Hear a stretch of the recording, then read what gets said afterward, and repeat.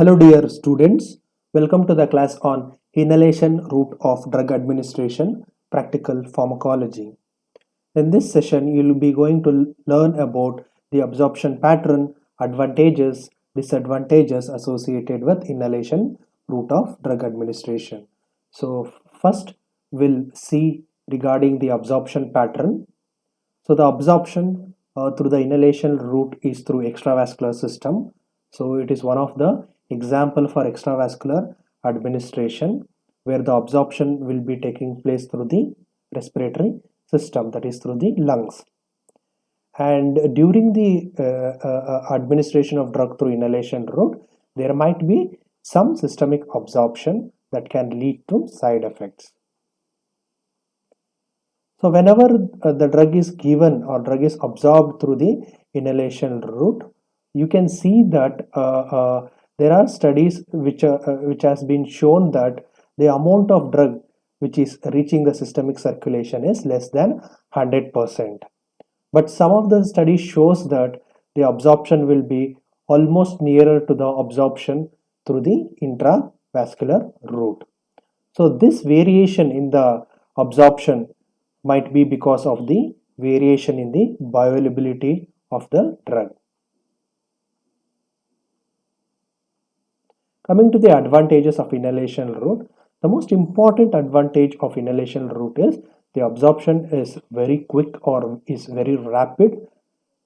So that's why you can see the immediate effects through inhalation route, and this route is ideal for gases and inhalation of the powders, and it is very effective in the treatment of respiratory illnesses like bronchial asthma, COPD, etc.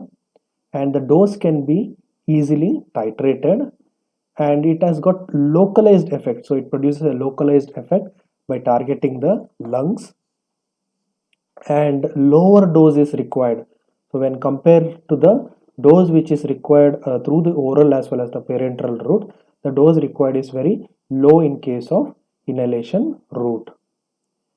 And although there is a systemic absorption, the amount of drug which is given through inhalation route will be very minimal. So you can expect very few systemic side effects.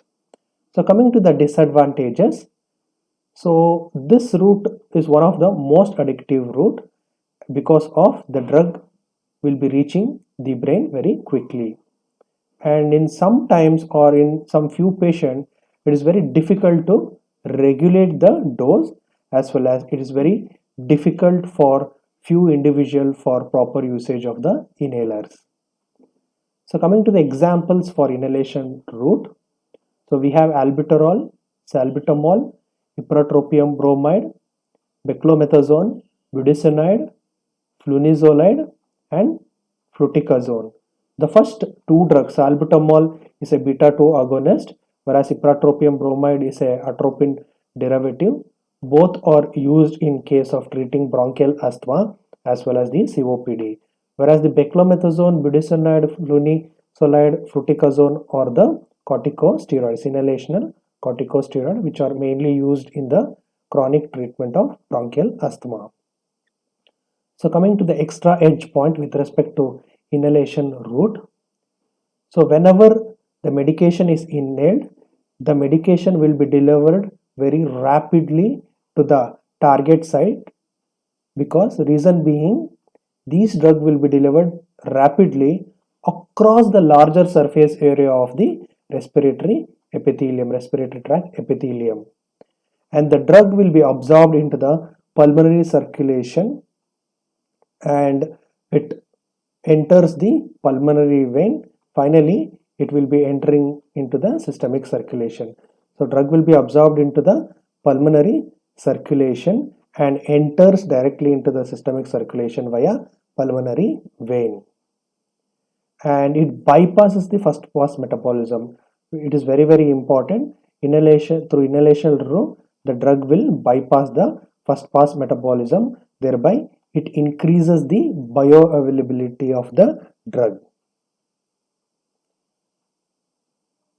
So you may be thinking, what is the particle size that can be administered through inhalation route?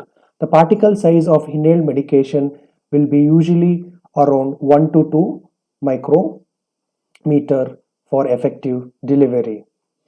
And the efficacy of drug which is delivered through inhalation route will depend on several factors. That is, one is the drug particle size, and second is the morphology of the lung, and also the patient respiratory physiology, which in turn depends on the tidal volume as well as the tracheal inspiration velocity.